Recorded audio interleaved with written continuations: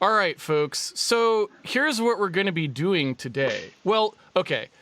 There's two things we're going to be doing today. The first one, which is by far the most important, like way more important than the rest of it, is to find out how Carson single-handedly has like the best Twitter feed of anyone in the world. Like there are probably like entire teams of people for like Taco Bell who are trying to do this kind of meme engagement, and Carson somehow is doing this by himself as not even part of his job. So like how did you do that? Like what is the deal? Were you just born gifted as a social media person? What happened? I was born to shitpost, apparently. I don't like it. I mean, I don't know, whatever. It's fun. All right. I've always been a class clown. Okay. Twitter rewards that. And I got really lucky in a lot of ways. Like, so I decided if you're not aware, I created something called HTMX, which is sort of like an alternative web front end thing. And when that was going to 1.0, I was like, you know what, I'm really going to double down on Twitter. And just like, I'd always been kind of silly on it, but I hadn't been super active on it for a while. And so I decided to double down. And that was right when Musk bought Twitter. Okay. And like a bunch of people left because of that, And so there was just this like opportunity, and then and it was dumb luck. Like I didn't plan it or anything like that. It just like worked out. And I think I am pretty good at, memes and shoot posting and all the rest of it. Dude, you are fantastic at it. I didn't even know when we did the stand up together, I had never seen your feed. And the guys were like, no, he's very good at memes. I'm like, oh, okay. And I went and looked, I'm like, oh my God, like good at memes doesn't even cover it. What does that mean? I don't know, but it's like a taste issue, right? It's like you have the right taste for it or something. It's like a sixth sense or something. I think that's part of it. And also just like right place, right time. You get to a point where like, I feel like sometimes people say like anything I post is funny. So I don't know, but I appreciate you saying that. I hope I make people laugh. Well, that's the important part. The less important part of this stream is you have, I guess, so I don't actually know the exact history of this because you sent it to me and you're just like, we've got this thing we want to announce. Right. And I guess I don't know the history of it. Is this something you did? Was this a team effort? But you've got this thing called the Montana Mini Computer. Tell us what this is because it sounds really cool. Yeah, so basically, I teach at Montana State. That's like my primary source of employment is Montana State, and I teach a systems class, which is basically an introduction to how computing works. And so we go from like bottom up, and it's for computer science people. So it's not here. Computer science and electrical engineering are separate. And so I have to introduce them like, here's how a transistor works. And then here's how, you can make like an adder out of transistors and for a single bit or 2 bits and blah, blah, blah. And I sort of build up from there. And, we end up talking about assembly and like C and, what a compiler does and all that stuff.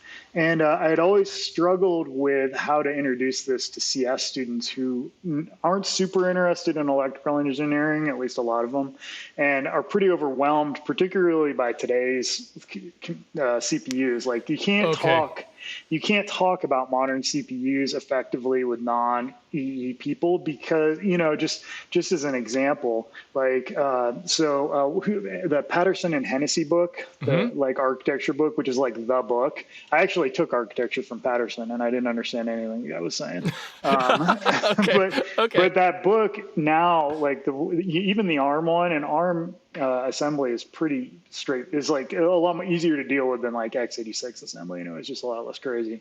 But just like having 64 bits makes everything like massive. Like you can't understand anything because it's just so big to even show like a single piece of data. And so my experience in my class was that this was overwhelming to students. And so I had found a couple of pretty good models that I liked. So there's one, I don't know if you've ever heard of, but How Do It Know? No. It's a book that's, I'd recommend it to any of your listeners or watchers or whatever. if you don't know how like low level computing works, it does a really good job of like starting at the absolute bare bones and then building up from there and showing like a really simple 8-bit computer. Like Okay. here's how an 8-bit computer can work. And there's a great online, although I think the website's down now, but there was a great online emulator for it where you can sort of see the data as it gets marched around and like the program counter gets copied out to the memory access register and all that. So you get to see all that stuff in an environment that isn't super overwhelming. Gotcha. And so I really like that for like showing my students like, okay, we're not going to do a real CPU because that's obviously crazy. Like we're not going to talk about that, but let's look at it. This simple 8-bit CPU and figure out, just how the basics can work there. Now, the problem with an 8-bit CPU is that 8 bits is so small that you can't really do much. Right. And so if you go back and look at like the old 8-bit architectures, they're super janky. Like you have to use like like memory offsets and just all this junk that's like really tough to deal with. It makes it really hard to understand what was going on. So what we would do is we'd do two things after that. First of all, we do this thing called the Little Man computer. Have you ever heard of Little Man computer? It's a really it was invented in the 60s to teach people how computing works. Okay. And it's a great model. It's basically a really simple fake computer that uses decimal rather than binary for everything.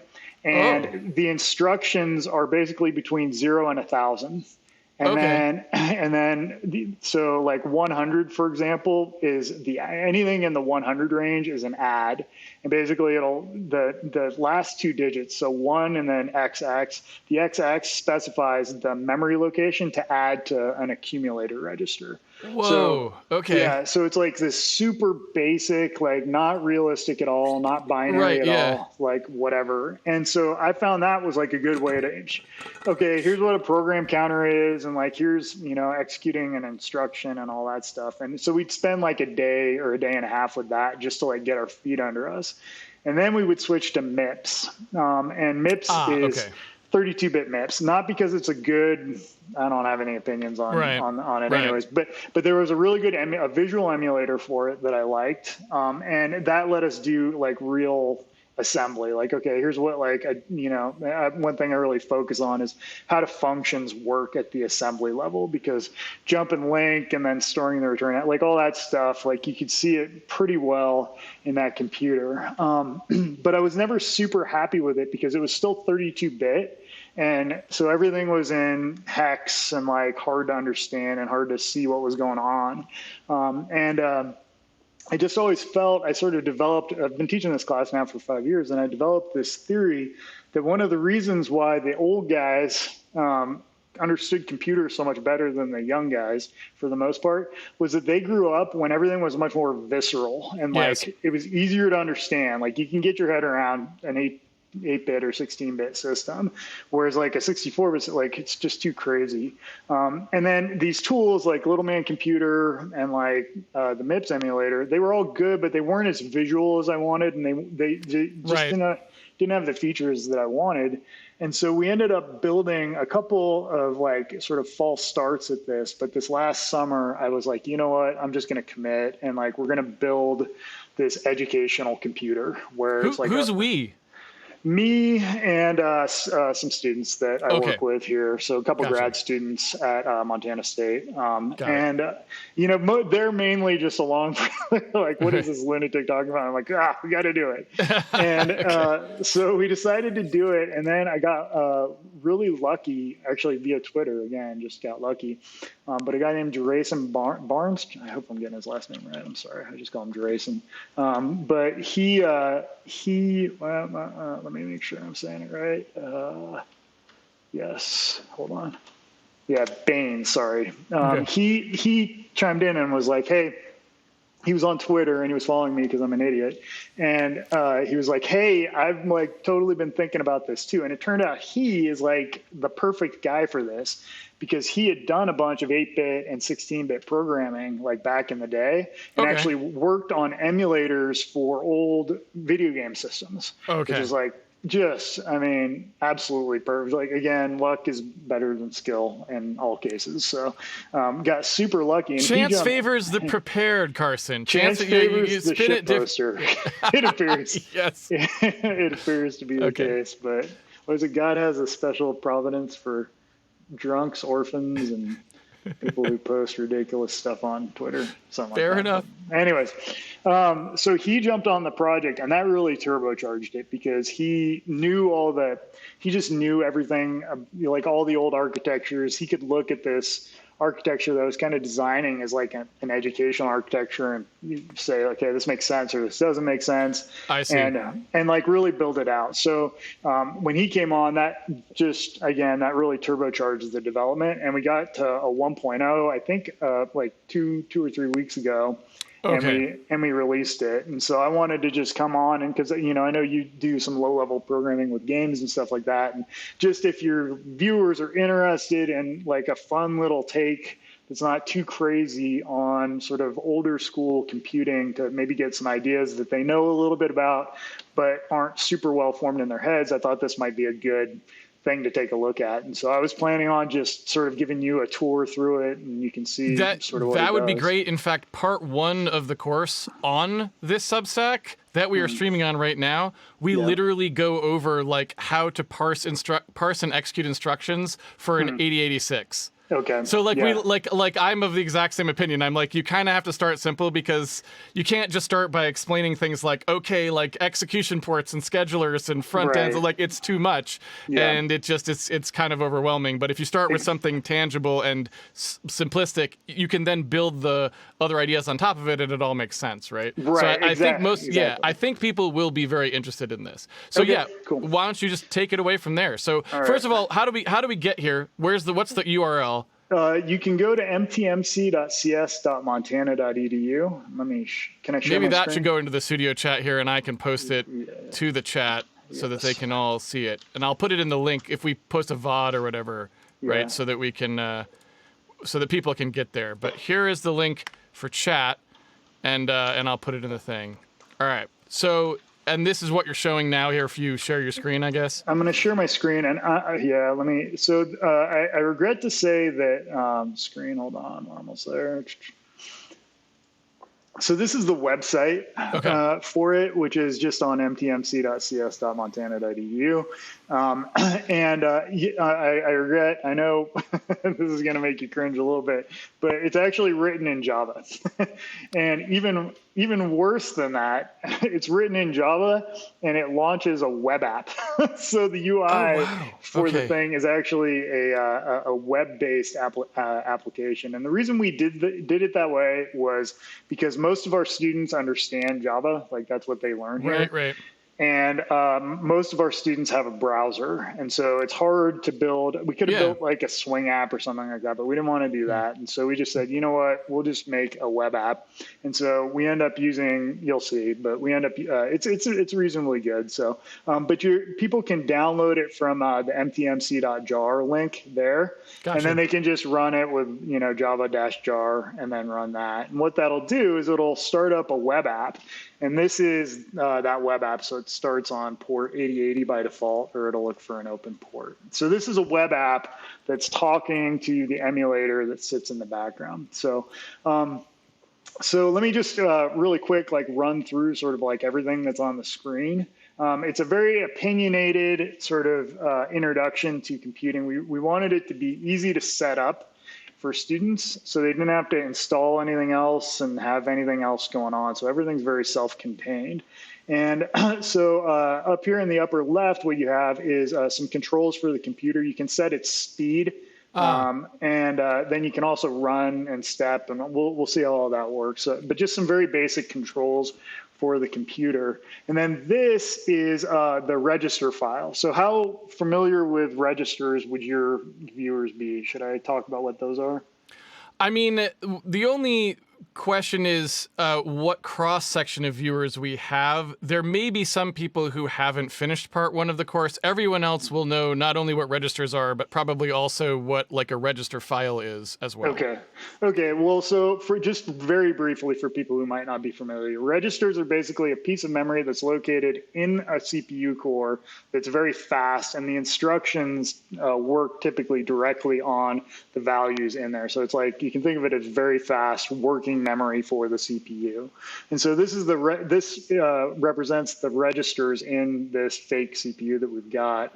And so there's some temporary registers for doing calculations. There's some A registers. This is taken from MIPS for arguments, like if you're passing arguments to a function. There's a return value and a return address register. So we'll talk about that in a little bit. There's a frame pointer and a stack pointer, a base pointer, and a program counter. And these are all related to sort of how the computer works as it's doing computation. It's a little bit of an old school. It's MIPS, very, very heavily influenced by MIPS. And a little old school. And it's a little weird because typically in a 16-bit CPU, you wouldn't waste this many registers on arguments and stuff like that. You'd use the stack or something like that. But one thing that's really cool about it is that you can actually interact with these registers directly from down here, which is the command line. So I can say, for example, set T0 to, and I can just say 10, like decimal 10. And then it's going to put the decimal value 10 into that register. You can see that here. And then these lights are taken from the old PDP computers. So in the old PDP systems, you used to have what are called blinking lights, right? Yeah. Where you could see like the actual values in binary blinking on a panel. And again, that gets at this idea that I have that the visual, the ability to see things visually was like so crucial for back in the day. Like you could see it. Things went slow enough that you could actually see it, and you had a sense of like the computation that was happening. And so we wanted to capture that and make that sort of like available for students, you know, again. So this is all registers. And then down here in this lower corner, this is memory. And so right now memory is empty. There's nothing much in it. It's all zeroed out. But what'll happen here in a little bit when we load a program is programs will get loaded into memory. And there's only 4K of memory. So it's very small. We have some tricks. Like we store images outside of memory and things like that to make it so you can do a lot more with 4K than you might think. Interesting. But we wanted to keep, and this is intentional, we wanted memory to be small because if you've ever looked at the memory for an emulator, like the MIPS emulator that I used to use, it was just massive. And it was really hard to get a sense of like what the heck is going on, like who knows what's going on. So we wanted to keep it pretty small so you could sort of see everything. And that was one thing that the little man computer really influenced in this, is that what's really nice in the little man computer is it's only 100 memory slots. And so you can see everything. Yeah. It's right there. And so you sort of know everything that's going on. So this is memory down here.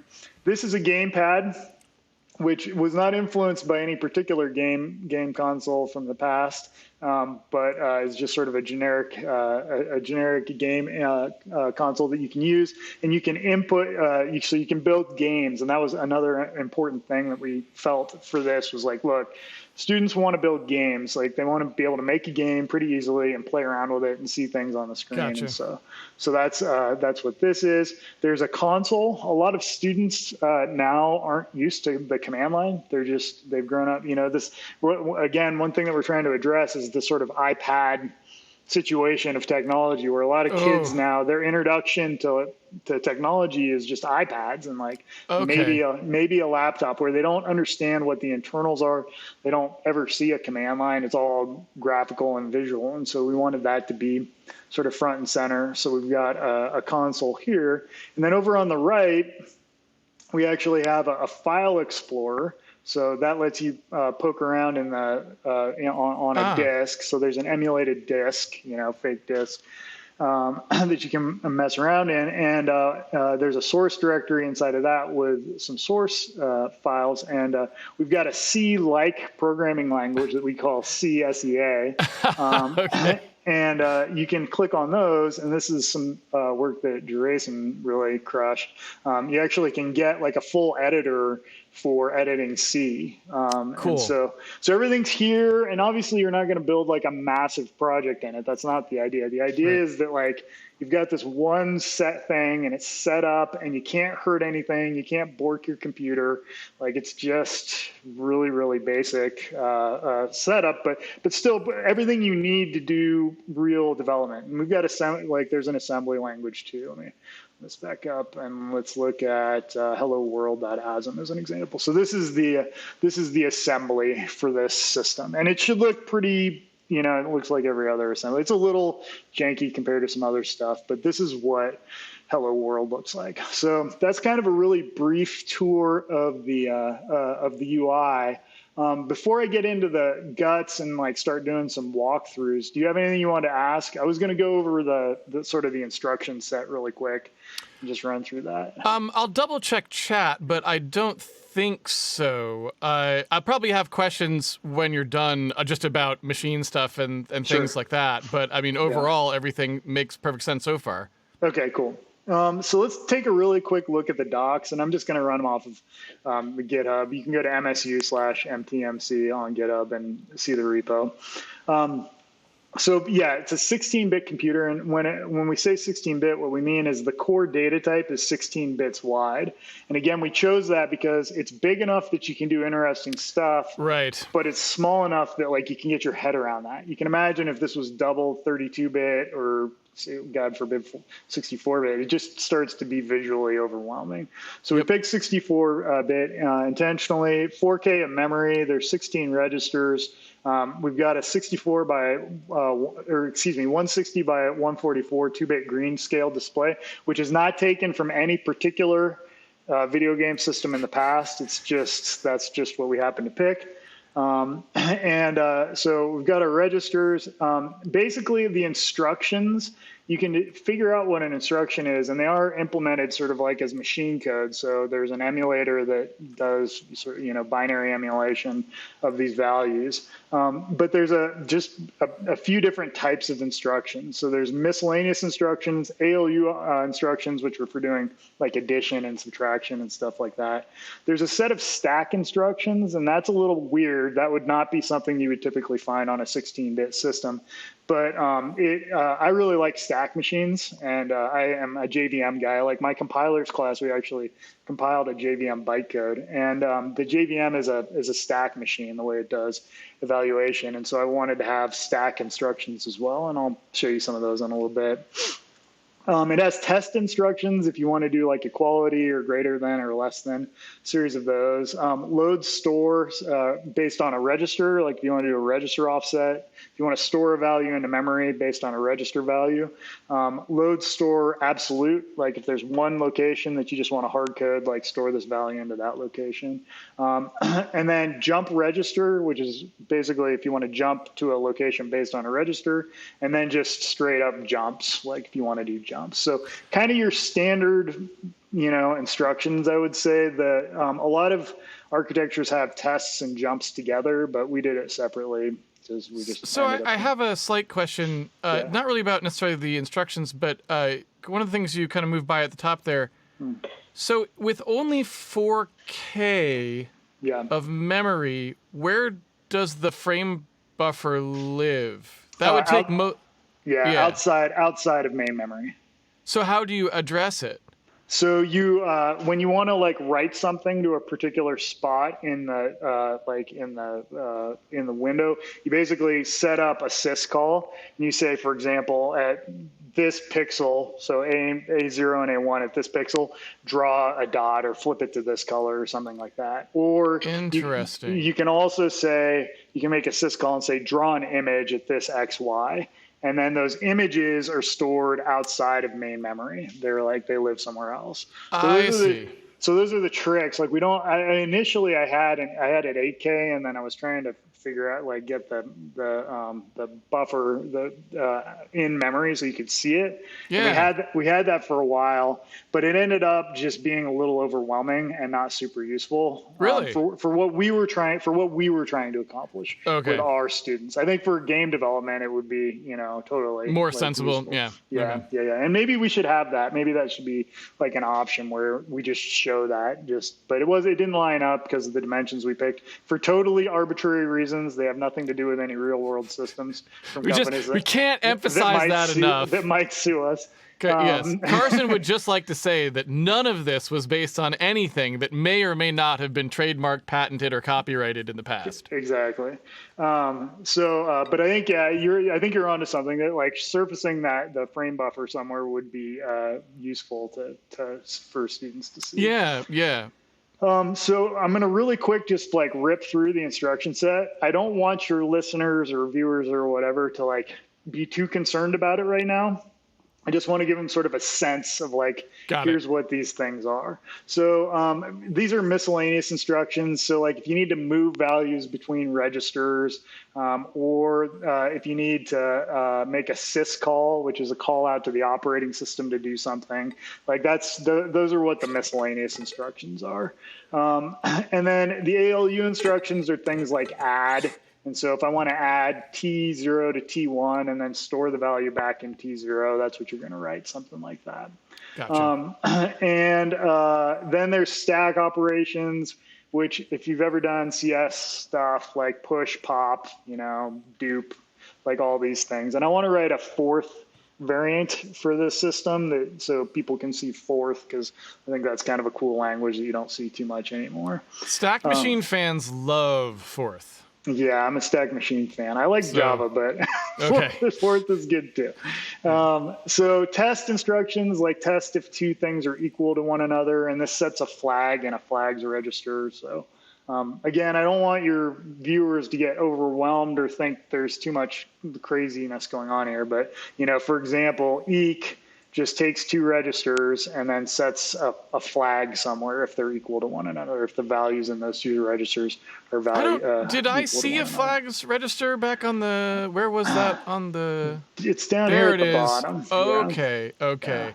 Yeah. IR and D. Oh, no, there they are. Flags, T, O, and E. Yeah. Okay, gotcha. Yep. And T is test. So got it. Load store register. So these are relative to registers. So if you want to load a word, and a word in this world is just 16 bits. So if I want to load a word from memory into a register, how do I do that? And this would be, load something. This says load into T0 something offset from the frame pointer by the value in T3. So it's a little complicated, but like it's basically a way to do dynamic offsets from register values to load things. And that ends up being really important for things like local variables and stuff like that. So is that I'm not sure. So instruction encoding wise, is this a ternary instruction set, or is it a binary instruction set and FP is implicit in the instruction there? So you can see here in the form. Yeah, I'm not looking at that. Yeah. So what does that So say? this is saying that, okay, if it starts with this nibble, and a nibble for people who are not nerds is just 4 bits. So if the instruction starts with these 4 bits, look at the next nibble, and that's where we're going to put the memory value into. Okay. Based on the value in A, offset by the value in O. Oh, wait a minute. So is this actually a variable instruction length computer? It is. So we do have 16. We have 16-bit, and we also have 32-bit instructions. Okay. So this is a pretty serious machine here, Carson. Yeah, it wasn't the easiest thing in the world to build, but got it. Okay. It does what it's supposed to do for the most part. Yeah. So here's an example. Here's an example of this would be a 32-bit instruction, and this is just load word. And so this starts with the byte 100 blah blah blah, and then a target register, and then the value, the actual address is in the next word, so that you can have a 16-bit value and basically load like anything from anywhere in memory based on that. And so this is like just saying, like, for if you have a global variable that's in a well-known location, like, okay, just load that value or save a register into it. So that's an example of a 2-word or 32-bit instruction. Some jump register instructions. So this basically sets the program counter, which the program counter, and I'll explain this. We'll go through this visually for people that are a little confused. This basically says jump to like jump to the location that some register is pointing to, and that's really important for function calls in particular. And so there's return, which is an alias for jump register return address, which is a particular, what do I want to say? It's a idiom. This is like the standard way. I don't know. This is just what most assemblies have. They have a return alias that is basically jump register return address register. And so for those for people coming from the x86 world, so x86 never used the return address thing like that but other architectures like MIPS, I believe, were into the return address thing. So basically like, trying to think how to say this. So in x86, you will never see a ret instruction look at a register to figure out where to return. It will always look at the stack. But that's not always the case, right? Other architectures. Right. So if you're coming from the x86 world, that may look a little unfamiliar, but it's more familiar to RISC architectures. Return addresses were a thing. Yeah, and again, this computer has this weird, super small RISC architecture. So it's kind of modern in the sense that it's a little bit RISC-like, but it has some extra instructions beyond what you might think. But then it's 16-bit, where again, we're trying to optimize for education, not for sort of reality. You have a bunch of competing concerns, right? And you're trying to hit like a sweet spot, basically. Exactly. And so our jumps, we have unconditional, and then jump if the test register is 0, jump if the test register is not 0, and then jump and link, this is a really important instruction for how functions work. And so a big focus in my class is like, how do functions work? Because functions just have this crazy behavior where like it's these two little things, that jump and link and then that return instruction, like they link together in a way that makes it possible for us to build these incredibly complicated systems using a function abstraction. So I think it's really important for my students to understand that, because it's like, okay, functions aren't real. This is what's really happening. Yeah. But without this thing that isn't real, we couldn't build any of this stuff. You go back and look at assembly programs, like we're not, except for freaks like the guy who built the Roller Coaster Tycoon. Yeah, Roller Coaster Tycoon guy. Except for okay, there's a few people like that in the world, but most of us are not writing that kind of stuff. So that's pretty much it. I won't go over the syscalls. We'll look at that in a second, but that's pretty much it from an instruction set. So I think probably what I want to do now is just let's load up Hello World, which is written in assembly, and step through it and sort of see what it does. So I'm going to say load. What do I want to say? Load bin Hello World. Hit enter. And that's going to load the program which has been compiled or assembled, since it's assembly. It's been assembled into the bin directory. So can you show us that process? Like how would you have assembled something if you've typed it in? You'd say asm source, what is it? Hello world.asm, and then bin hello world. So sort of the standard like way you would expect. And then it will complain if you screwed something up, I assume. So and reasonably good error messages. It's not perfect. It's a 1.0, but it's not terrible. So let's go back here. We've got what is here now in memory is actually that program. It's been assembled into machine code. And you can see hello world is a string that's here in memory. And then there's some instructions. So load immediate A0. So load 8 into A0. That's what this is saying. So your memory window actually shows you the meaning of the things in there that it like inferred from debug type info kind of sort of thing? So if you see here, this button, right now it's set to Dyn, which is dynamic. And basically what it does is it treats everything that is in the code segment as instructions. Nice. Everything that is in the data segment as strings, even though that's not necessarily true. I see. And then everything that's beyond that as hex. But you can actually change that. So we can look at this as decimal values. Right. Or as strings. So this is what it looks like in string terms. This is what it looks like in hex. And so the idea here is to sort of like, this is if treating everything as instructions. And so again, it gets at that idea, like, wait, this is all just ones and zeros, but it's going to be interpreted in different ways in different parts of memory. So we're trying to make that visual and obvious to students. Cool. So now that we've loaded this, and you could just run it and it would print out hello world, but it's more fun to load it into memory. And now it's, at like, you can see this program counter is at 0. And so if I mouse over this, the program counter is pointing at this instruction. This instruction has been loaded into the instruction register. And you can see the data register, because it's a 32-bit instruction, is set to 8, which is the value there. Okay. I see. And so what I'm going to do is I'm going to step over this, and it's going to load it into A0. Remember, the A registers are the argument registers.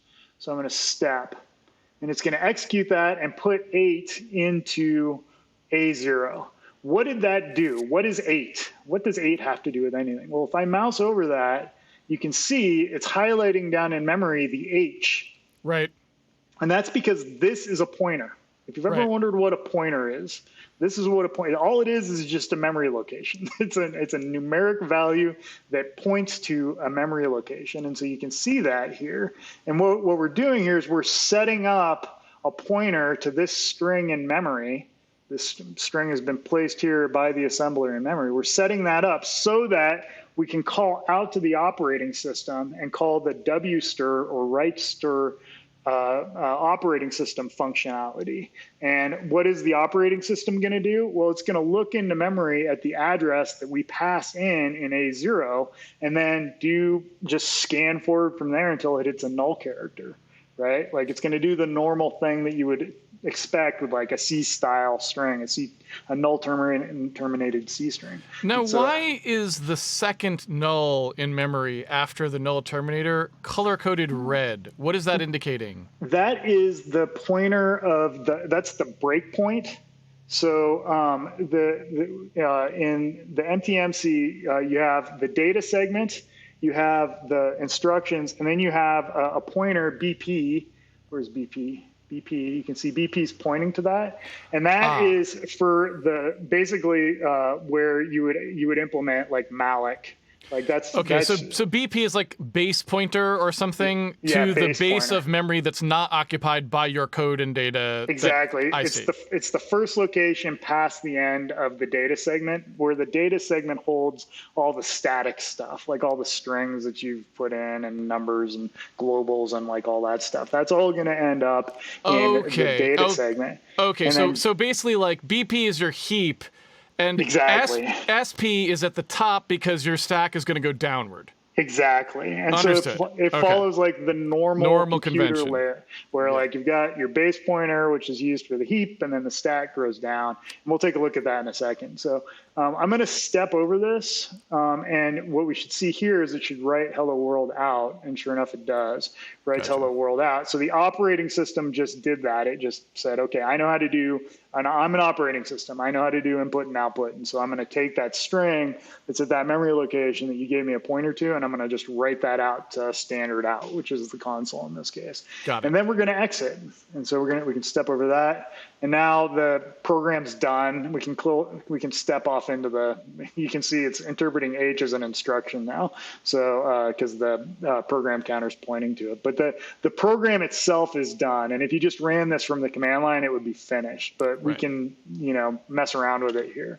So that's sort of like hello world in the MTMC, which is pretty cool. You asked about the stack. Let me show you really quick. So you can, any instruction that you can write in an assembly file, you can also just type in as a command on the command line. Okay. And That's so, cool. yeah, So it's kind of a top level for assembly or something. yeah, it's like I don't do a ton of assembly work, but I just wanted students to be able to like directly manipulate the computer, so they don't have to write assembly and go through like the rigmarole and all that. But you asked about the stack. One instruction is push immediate, so push a value immediately, and so we can push 22. And you can see the stack pointer change there. And if we go down to the bottom, sure enough, 22 is at the bottom because the stack conventionally, in most systems, goes from like the top of memory towards lower memory. And now, so how did it know? Is it tracking? So the memory view there seems to have remembered the fact that you happen to do a 16-bit push. And so it's showing that value. It's grouping 2 bytes together. So is basically what happens is as the program runs, your emulator is tracking how you wrote to memory. And if you wrote 1 byte, it will just, or if you write 2 byte, you know, what's going on there? It treats everything above the stack pointer as a 16-bit integer. Okay, so it's just going like, where is the stack pointer, and everything after that we're going to go by 16s. Yep. And heaven help you if you loaded a odd number into the stack pointer, or yeah, right. do it. Yeah, and I'm not doing it. Do it. I'm not going to do it. Hold on, let me do something first. Let me do something first. All right. So let's push 22 again. Okay. And then I'm going to do a SAD. This will make you sad. I'm going to do a SAD. That's a stack add. And so stack addition, the way that it works is it pops the top 2 values off the stack, adds the result, adds them together, and then pushes the result. And that's the way like computation works on the JVM. Like when you have an expression like 2 plus 3 or whatever, it's going to push 2 and then push 3 and then do a stack. Do stack addition. Basically, you're Team x86 now. I mean, you have gone CISC times 2 at this point. Right, so right. You're one of us now, Carson. You're one of the MTMC is one of ours. It's a weird machine, but I teach again. I'm getting my students ready for Java. So, but if I do SAD, you can see, okay, 44 is the answer. And you saw this flip to 16. The value actually didn't change to 16. That's just that value in hex, because we treat everything that's sort of between the base pointer and the stack pointer as hex. Right. So you asked, like, what if I set the stack pointer to like push a few things on there and then set it to an odd number that's 1 up. What does it do? Let's do push 10. Oops. Sorry. Pushy 10. Yeah. Pushy 20. Yeah. And then now the stack pointer is 491. And so what if I set SP for 491? Like, what does that do? And it still works. It takes the lower, it's ignoring any upper bytes. Yeah. And so it basically like forces it re-regularizes it, says I'm still going to treat it as if it was 16-bit, and I'll just handle that last one specially. So that's cool. Yeah. Okay, gotcha. So anyways, that's the stack, and you can mess around with it. And I like stack computing. I think it's really cool. So if the stack pointer, you've come on the wrong stream, because now like all of my viewers will want to know this too. So if the stack pointer was odd and you pushed a immediate on, what happens? Let's find out. Yeah. Push 10. Pushy. Oh, pushy. Sorry.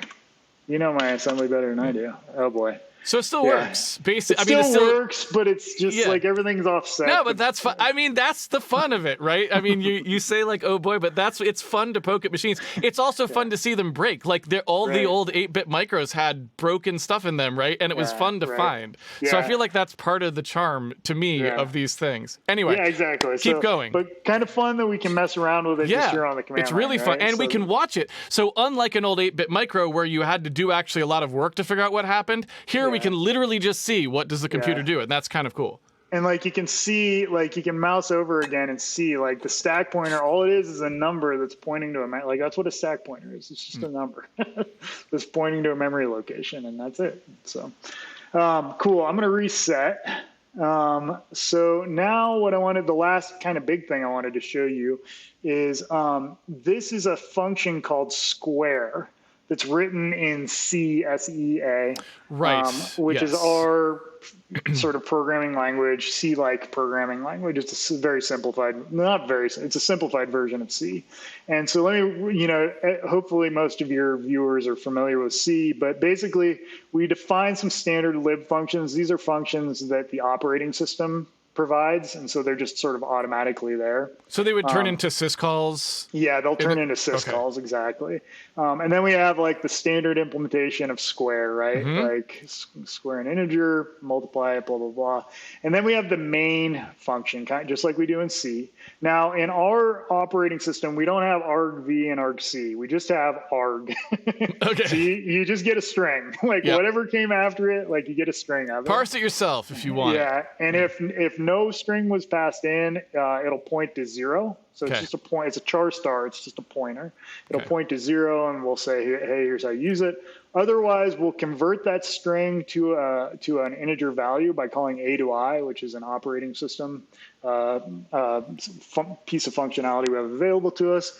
We can then call our function square, and then we can put that number to standard out, put in. This is, again, a syscall thing. So just like standard sort of stuff for C. That you can, there's a C compiler, SEA, with like, oops, was it C? I thought, no, it's SC. Yeah, SC is the thing if we wanted to actually like compile something. But this has already been compiled.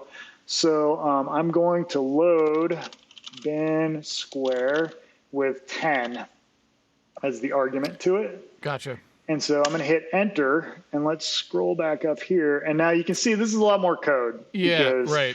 Like it's C, and so it just does a lot more and blah, blah, blah. But what's pretty cool about it is you can see, first of all, you asked about like, oh, what's that red thing? Yeah. The string 10, the null terminated string 10 is now living in the heap. And A0 points to it. So if I mouse over that's how that's actually working. So when you get argv or argc and argv, like that's sort of what's going on. This is a very simplified version of it, but you're getting a pointer to like, okay, the operating system put that string that was passed in somewhere in the memory and then set a pointer to it. It's much clearer now because I can see like, oh, okay, so everything in the heap is red. Yeah, basically. Exactly. Okay, yeah. And you can see like we've got like that string here, like if we're going to print that string out, that's living here in the data segment. And then we've got all of our instructions living up here. Pretty cool, right? Now, here's what's really cool, I think, this is something that was added just relatively recently. You can actually step through and watch C code happen. And you can also set breakpoints. Nice. So I'm going to set a breakpoint here in C because I don't want to go through all the junk to like set up the blah, blah, blah and whatever. I just want to, and I don't want to look at that code. I want to go right to here. I know I passed in a 10. So if I do run, it just hit that breakpoint. It's hard to see on the screen that I have, but it just hit that breakpoint. And it's actually right here. And this is the assembly that the C compiler generated. So you can see the C, C, and then you can see the assembly that was generated for it as well. So what's going to happen here? And in memory, it's got it highlighted in memory too, and which it's got is cool. it in memory, exactly. And you can see all the registers. It's all super visual and like awesome. This is what I wish I had. I wish Patterson had this because maybe I would have learned something in his class. Yeah, Patterson, why didn't you make this? What a bomb! What the heck, dude?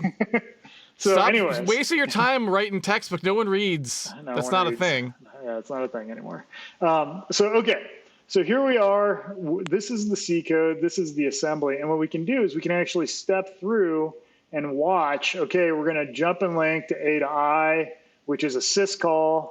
And then we're going to return. And we're going to go back. So we just went to that place and came back. That's what happens with jump and link and ret. You go to some other place. And then there's a bunch of pushes and pops because you got to save things onto the set and blah, blah, blah. What is the meaning of the blank spaces that happen like in the memory view when it's talking about instructions? So like if you look up there, it'll be like sys A to I and there'll be nothing next to it. What is that trying to tell you? That's probably a bug on my part. Okay. That's probably an unimplemented. I'd have to look. That's an unimplemented instruction renderer. I bet. Okay. So I So bet it's like there's something there. actually should be there. It Something just isn't should currently. be there. It's Okay. just not showing it. Gotcha.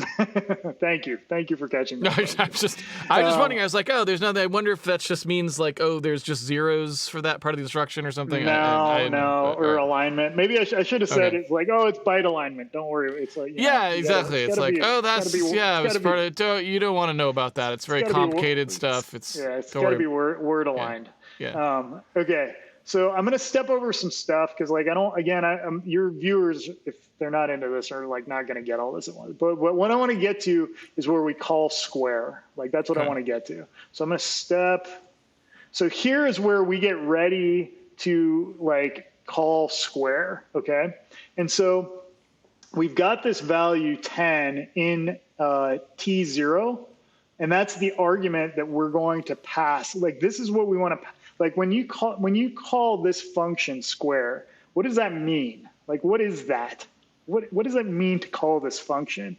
And what it means on this computer is that the value 10 or the value something will be an A0. That's what it means. And that's your like, just to tie this back to things that people will know. So this is. You have to define a calling convention. Exactly. Basically. And so your calling convention is the first three parameters go in A0, A1, A2. Right? Or something like this? Yep, exactly. Wait, A3. Was there an A3? There's an A3.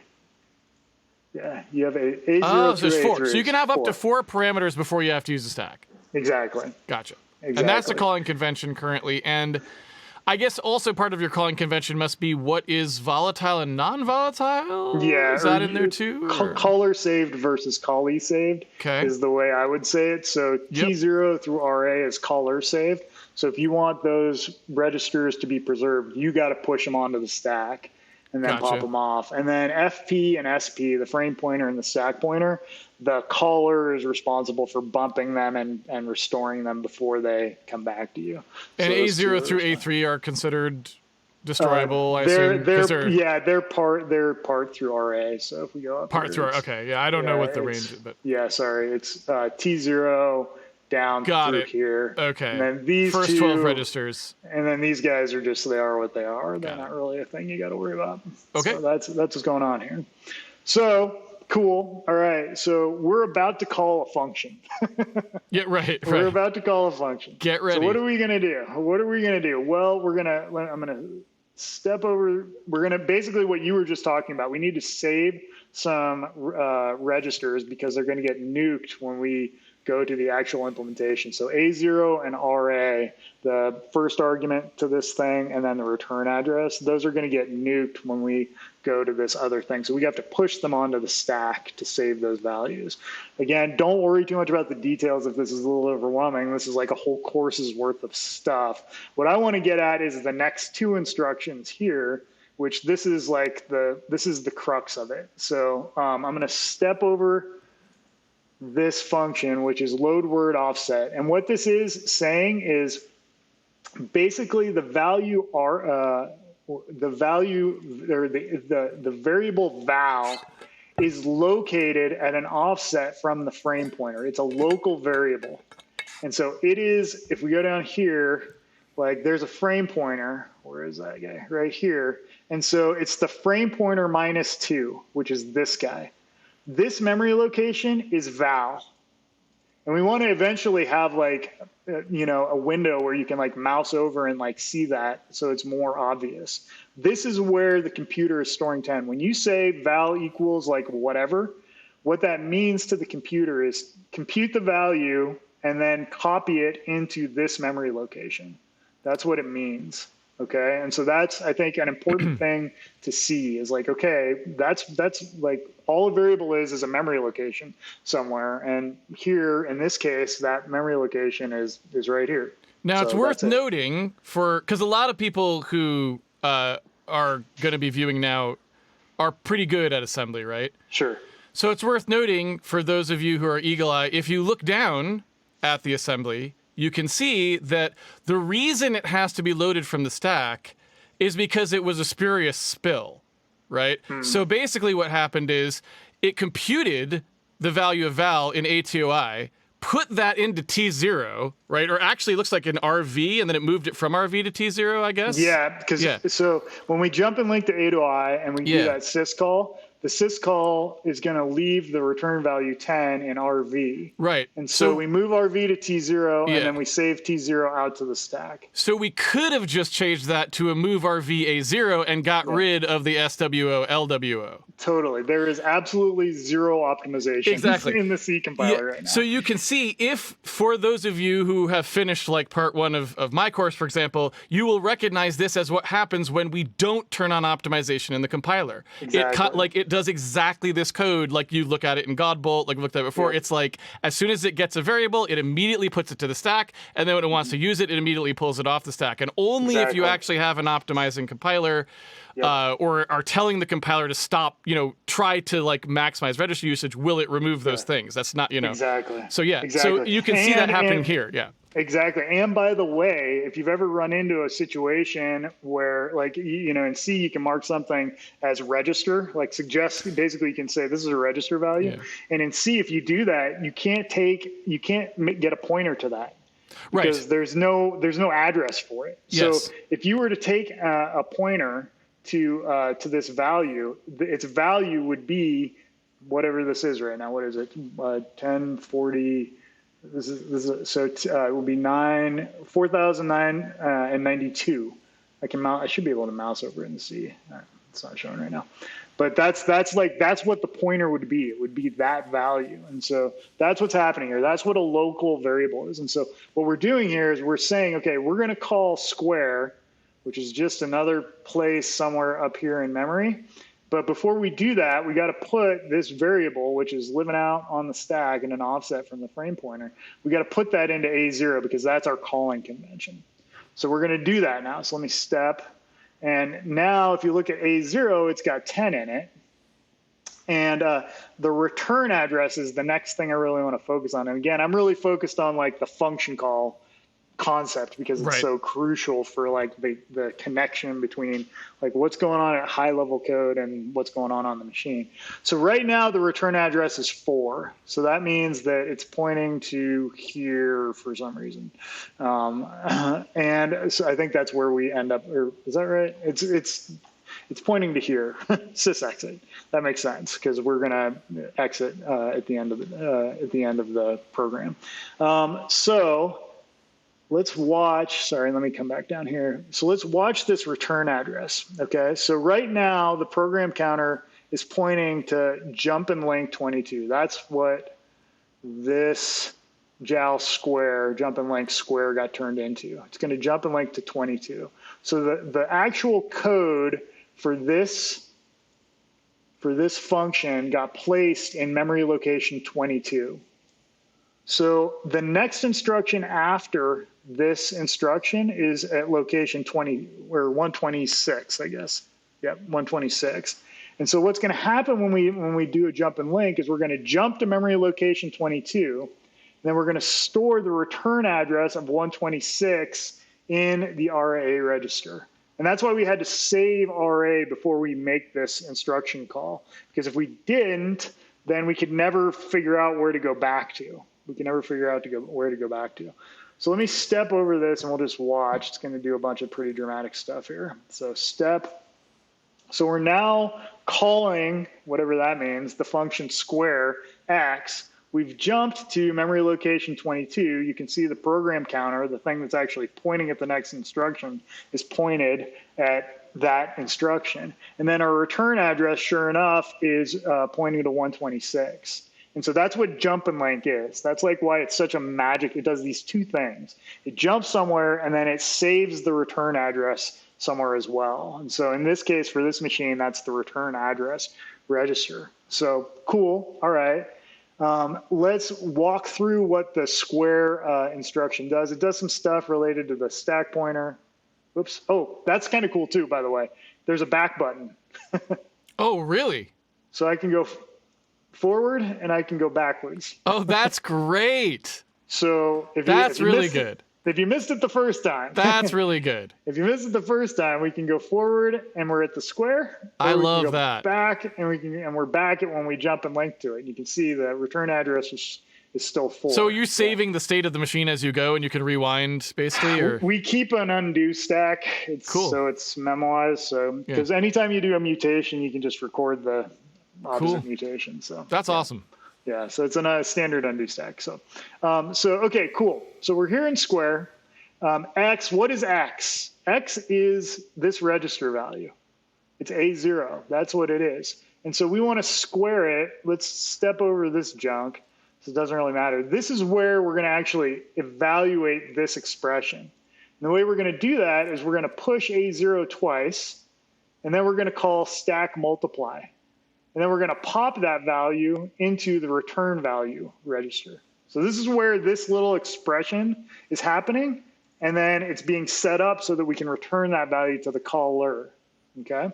So let's step, and let's go down here and look at the stack. And sure enough, there's 10, and step, and there's another 10, and then smul, and that's going to multiply them, so we get 100. Great. And then we're going to move that value into the return value register, which is currently garbage from our previous invocation. So we're going to step over that. And sure enough, now we've got the return value 100 in our return value register. And then we're going to do stack related stuff. Don't worry about this. But now the almighty return instruction, which we talked about earlier. And what this is going to do is it's going to say, okay, I need to go back to where I came from. I need to go back to the location I came from, which was right, like if you want to think about it this way, it's like right here.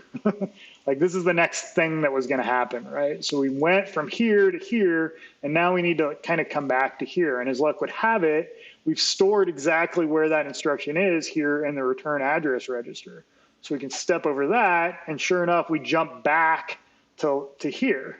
And we can say, okay, pop RA, like this again, this is like stack, you're managing registers and all the rest of it. But crucially, we can move the return value into T0 and then store that at an offset location. So that's the result. So result is living at -4 from the frame pointer, and val is living at -2 from the pointer. So let's step over that, step over that, step over that. And then now we're going to do another syscall. I'm just going to step over all this because you don't need to worry about it so much. But that wrote the value 100 to standard out, and now we're done. And so we can just run and exit the program.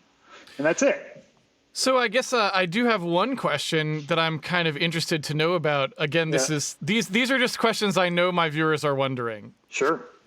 So you use like basically like a, I guess I don't know what exactly we would call it. It's the same kind of thing that you use for a dynamic linking table these days, but instead of, for example, inserting syscall ATOI into the code at the point where you did ATOI, you jump to a location where ATOI is called and then return. And I was wondering why. That's a hack right now to make the C compiler easier to write. Okay. That's all that it is. Interesting. Like just because then you can treat it as a function in the overall compiler, and you don't have to. You can have it in one spot and just jump to it. So I would call that an optimization that we haven't done yet. It just makes the compiler a little easier. It is what you will see if you step through, say, Windows code, because of dynamic linking, they actually do jump to an intermediary so that they only have one thing to patch. So like everywhere in the code that calls ATOI all jumps to one location, and then they just patch that to actually point to the dynamically linked thing. Not ATOI is a bad example because that might be statically linked, but you know what I mean. If there's an OS in your version, it's an OS call, right? It's not a library; it's an OS call. So in Windows, you'd see the exact same thing. And I was curious. I was like, did you do that because of that? But okay, no, I got you. Nothing fancy like that. Okay. So, but that's it, and that's like that basically that is like that's one of the crux lectures that I give in my systems class. Like, what is a function? Like when I write a function in C, like what does that mean? How does that map down to low-level hardware? And that's, again, I apologize to your listeners who might be a little overwhelmed by all this, but hopefully, like, they're right. They're your target audience. Like they love this stuff. Okay, for some of them, I hope that clarifies exactly like what the function call abstraction is and how arguments can work. This is one way to do it, and how the jump and link and return, how those work together to make that all happen. And that lets us write these encapsulated bits of logic with inputs and outputs that let us organize large programs that would be impossible or would be very difficult for the vast majority of humans if we had to write it like this. Now, again, this is not an optimized compiler, so there's a lot of junk instructions in here that wouldn't be necessarily if you were just doing it by hand. But nonetheless, that to me, the function abstraction is like the most powerful thing that we've come up with in computer science, like in the programming world. Like functions, like a garbage collection, I like garbage collection, like that's great and all. But functions, without functions, like none of this works. And so it's always been like, to me, it's very important for students to understand it. And then also, I think philosophically, like it's pretty interesting that functions aren't real. Like they're not, there's no function here. It's just a convention. It's this imaginary convention that we've come up with that's really, really important. So like this thing that isn't real, at least you can't touch it and feel it. It's not even an instruction really that you can point at in the machine.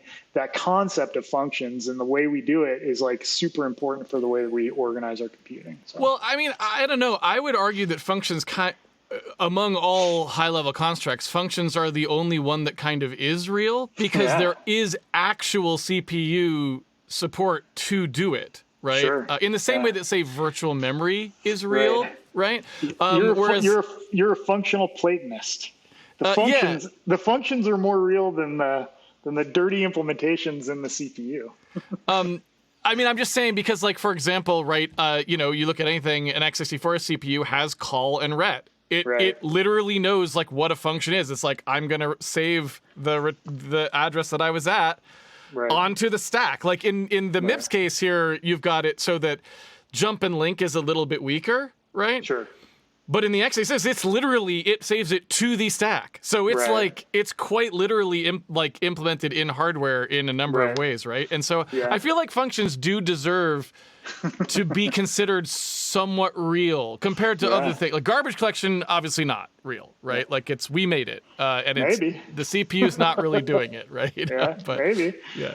It's doing something. I don't know. But I think that's it's like an interesting area to talk about. Yeah. So let me really quick, just to show you kind of, I'm going to set the speed max. I think that's right. Yeah. I'm going to set. Dude, are you ready? That's pretty high. So all right. It's like I think it maxes out at about 7 megahertz. All right.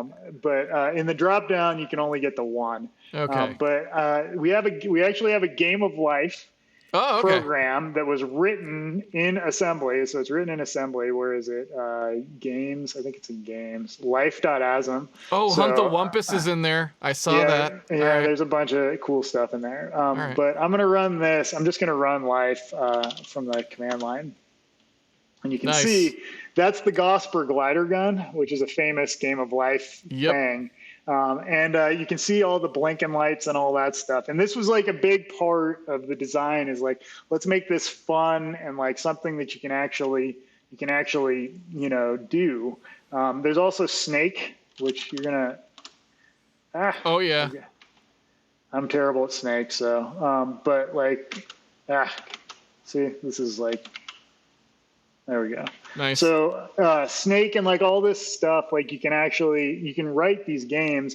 And Jurason did a bunch of game development back in the past. And there's something called Fish Dish. Fish Dish. And this is an example of like a game that's like more realistic. And again, not based on any existing like infrastructure or handheld consoles that might have been available in the past. But this is more realistic. And here you can see like this actually is achievable in only 4K of memory because all these images are elsewhere. Right. Yeah. You were saying the system kind of like blitz them for you, basically. Yeah, we've optimized so that all this stuff lives elsewhere, and the students have a relatively simple API for building games like this, so that they don't get overwhelmed by all those details when all they want to do is build like kind of a fun little game. And so this is just another idea. This is another concept that we've got in this for people to learn about things. So really controlled, small environment, everything's set up automatically for you. You can't break anything. You can step backwards, although that's not going to be super useful here because it's just doing so much. But you could, in theory, you could run backwards. How's the tower defense game? It hasn't been finished. Okay. All right. Don't ask about tower defense. I won't ask about tower defense. But you have towerdef.SCA. You know people are going to ask about it. I know. Yeah.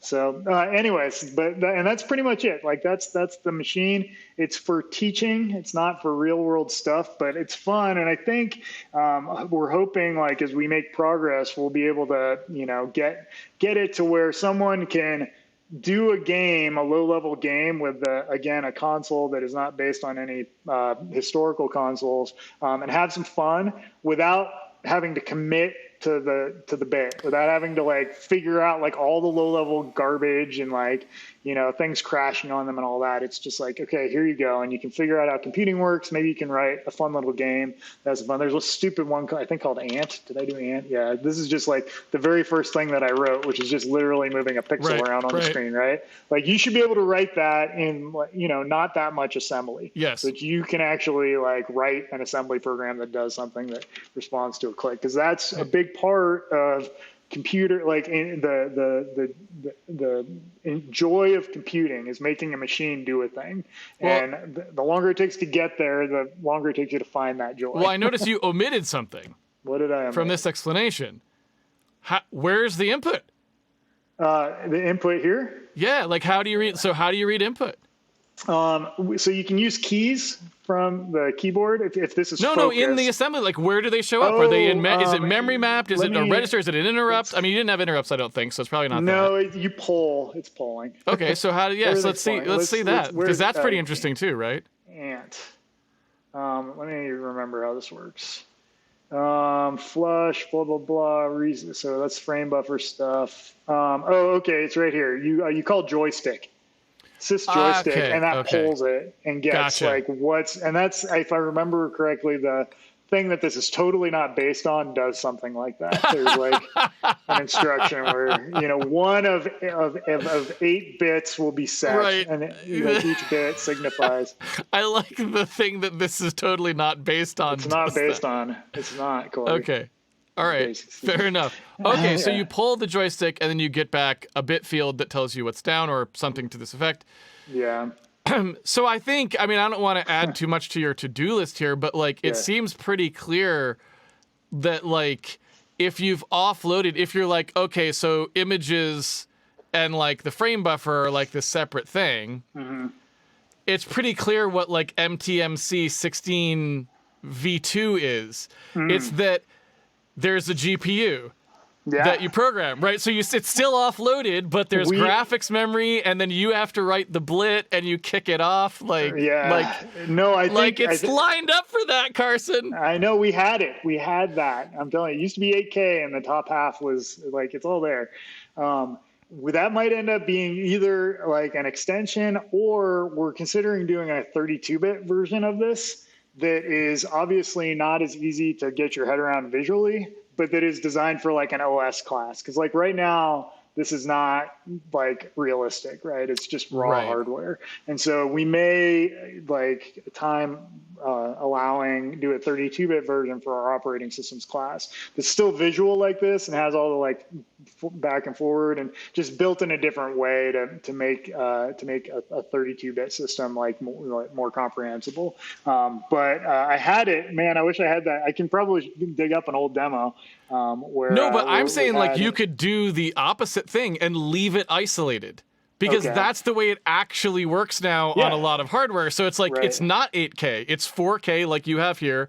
And then there's another 4K that is only accessible by GPU code that is written separately. And they have to talk to each other by a kickoff or something, right?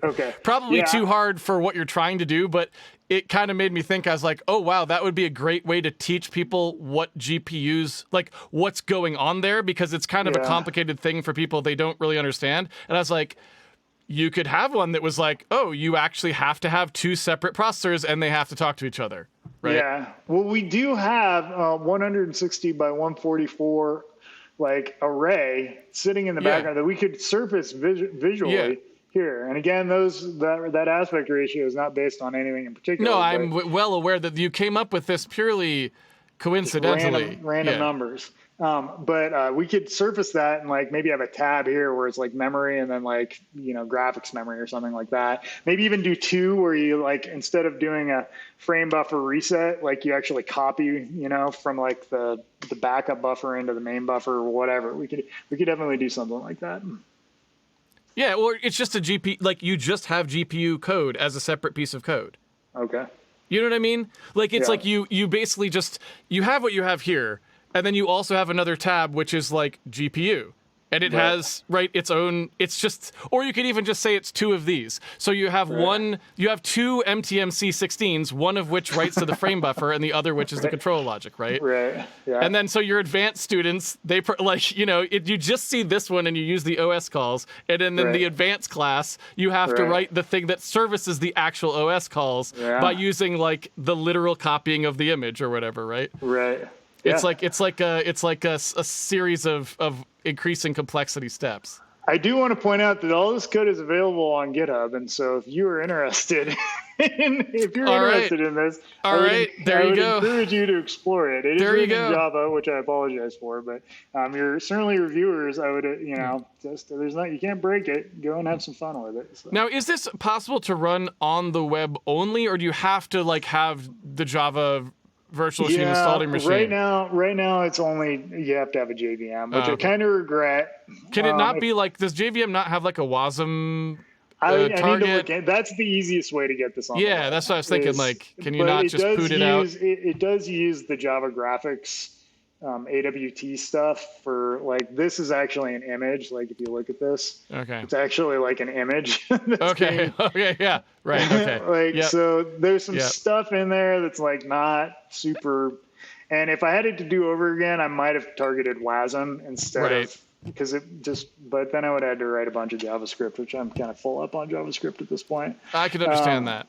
So I don't know. I that's the one thing I really regret, because it would be so awesome if you could just go to like here and like and just start running. Yeah. Just start running it. And so I do regret that a little bit. But also there were a lot of advantages to doing it in Java for like my students and so forth. So gotcha. And also Jerason, the guy who came on and really again turbocharged this, he's a big Java guy and like knows, like he lost a coding contest to Notch. But he was like second place and he felt like it was unfair, but if he hadn't like lost that, we never would have gotten Minecraft. He felt it was unfair. Yes, he felt. So there's drama. There's like drama in the losing to Notch, was there? Yeah, it was a Java program. Obviously that's all Java stuff. So anyways, but yeah, I do regret that at this point. But now there's so much code, I don't know. I feel like someone out there has got to know how to just like make the entire Java ecosystem run inside WASM. Like it'll be like a 17 megabyte download or something, but it'll work, right? Yeah. Like well, this editor is like, it's the Microsoft editor, and just that alone is like 15 megs. Yeah, okay. So it's it'll JavaScript, be huge, but it's in the jar. Yeah, it'll be like this massive download to run a 16-bit computer, right? But like, oh well. Yeah. I would, and if any of your listeners are down with that, like I would love if someone wants to be like, hey, I know how to make that work. Like, please get in touch with me. There may very well be someone. Well, why don't you tell them how to get in touch with you? A DM on Twitter or what? Yeah. So you know what? Go to Big Sky Software. That's my. Oops, not that one. Big Sky Software. And there's an email link down at the bottom. Okay. So there you have it, folks. If you want to help Carson Gross move a Java behemoth onto WASM, if you've got the stomach for it, he is accepting donations right now of code. I am definitely doing so. So there you go. Yeah. We'll see if anyone heeds the call. Yeah. So that's pretty much it. I don't know. I'm going to stop sharing now, but that's the idea. Stop sharing. That's awesome. The idea, and it's this, again, just we want things to be visual and accessible for the non-expert, so you don't have to set up some JDK or development kit or whatever and get everything right and deal with a bunch of wires or whatever. It's all this self-contained, very visual. You can't break anything. You can go forward and backwards and sort of figure out how computing works because it's so abstract now. It's so big. Everything's giant tool chain and like blah, blah, blah and all that stuff. And so we're really trying to get away from that. So well, that's awesome. the idea. Yeah. Thanks so much for coming on and telling everyone that. Is there anything else you want to add at the end, or is that it? No, that's pretty much it. That's okay, the big idea. Check out HTMX_org on Twitter if you want funny memes. And like my day job is, web stuff. So this is, I mean, I guess this is my day job, but like my night job is web stuff. So if you do web stuff. Well, let me check chat real quick and see if anyone has any questions that we didn't cover. Yeah. Since folks in chat they've been chatting is what they've been doing. Yeah. Does anyone have any questions for Carson before I let him go? Looks decadent descendants teaching us about the glory of ancestors. Yes, Slobodan. That's exactly true. Right. It's true. Yeah. Will the VOD be uploaded? Yes, I believe. Is that correct? We will. You want the VOD of this to be posted? Yes. Yeah, absolutely. Yes. So it will be posted to. Yeah. This is not, I want as many people to see this as possible because I want people, hopefully like people in other CS departments get interested in it. And like, we can use this to teach kids these days how computers actually work. The kids these days. Yeah. Yeah. Not actually work, but kind of how they work. I don't know. But so someone asked, can you connect a physical joystick? You cannot. Well, you can. Keyboard. If you have, if you wire up a joystick to give keyboard input, then yes. But that's left to the reader. But we should. I mean, I'm sure there's a JavaScript API for joysticks. We should make that work. Just someone's got to do it. Are these classes online? Are you talking about Carson's classes? Yeah, my stuff isn't online. It's through MSU, Montana State. Okay. I thought about, I may end up posting, I asked them and they said, sure. So I may end up posting them at some point. Okay, so they just need to kind of get recorded. And Jerason says he added Gamepad. Yeah, Gamepad's there. Okay. I told you. He's like, he does everything. Okay. I'm like, you know what would be cool? And like, before I'm done saying what would be cool, he's like, checked it in. I'm like. Awesome. All right, man. The chat wants to know when HTMX 3 is coming out. Never. Okay, no well, there's your definitive answer, folks. Never. Yeah. You're not getting that. If I do another version of HTMX, and someone mentioned Fixie, which is a small, it's a very like minimalist implementation of HTMX. If I ever did another version of HTMX, I would probably base it on Fixie, and it would be a breaking API change. It would just be a new thing. All right. So, I'm planning on using HTMX for the remainder of my life, though. So. All right, you're not getting it, folks. Which is not that long. You don't know. You don't know how long it could go. Yeah. I'm sure when Silicon Valley unlocks the secret to eternal life, we're all going to be here for a very long time. I'm not that guy. Celios asked, what made you not decide not to use an existing simulator from something like NAND to Tetris.org and so on? I really wanted control over it, and I thought that 16-bit like visual, like, and then the setting it up with like the registers and memory and the console and the editor and everything all in one. I just didn't find anything that I liked that was like that, and it had to be easy for my students to run and so forth. And so I just felt like there was nothing that quite ticked all those boxes, and so that's why I used it. That's why I built it, and it was fun. And you're not the boss of me. I can do what I want. Another question. I actually know the answer to this because it was implicit in sort of your description, but I guess I don't know the rationale. So maybe you have an opinion on this. It looked like your assembly language syntax was Intel syntax, meaning the destination comes first, as opposed to AT&T where it doesn't. Are you opinionated on this? Was that chosen for a particular reason, or is it just random? I just followed MIPS. MIPS, and like I looked at MIPS, and I looked at like the old PDP instruction syntax a little bit, so that was it. So. Any other questions for Carson? I think we probably got most of it. I mean, it's a very complete explanation, so hopefully everyone knows where they're going now. All right. Yeah, I do want to do, someone asked like about classes. I do want to do, and Jerayson might as well, do some videos on basically what we went through today, but like more structured and like how functions work, like what's a variable, like what's a local variable, right? And like here's how it works in the simulator or exactly. whatever. Yeah. Okay, so cool. We'd like to post some videos around that. So maybe if you do that, you can tell me and I'll post to the Substack so everyone who watched today will kind of get the update and like, oh, the videos are up. Here's where they are or whatever, and go check it out. I'm not answering Dylan's question about why we didn't use Kotlin.